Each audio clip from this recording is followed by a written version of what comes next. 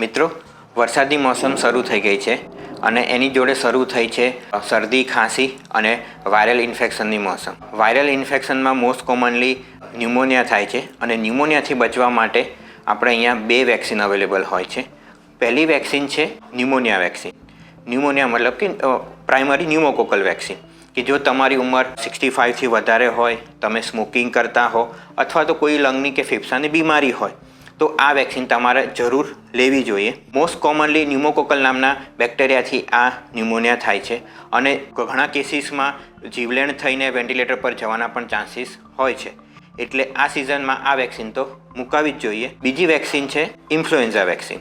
Influenza vaccine એટલે કે flu vaccine. હવે સ્વાઇન ફ્લૂ એક એવો વાયરસ છે કે જે દર વર્ષે પોતાનું સ્ટ્રક્ચર ચેન્જ કરે છે. એટલે WHOથી અપ્રૂવ થઈને આપણી પાસે નવો સ્ટ્રેન્થની વેક્સિન આવે છે અને આ વેક્સિન બધાએ આ સિઝનમાં તો એકવાર લેવી જ જોઈએ. કેમ કે ફ્લૂ કે સ્વાઇન ફ્લૂ જો વધારે બગડે તો એનાથી જીવ જવાના શક્યતા અને વેન્ટિલેટર પર અને લોંગ ICU સ્ટે જેવી મોટી બીમારીઓ થઈ શકે છે.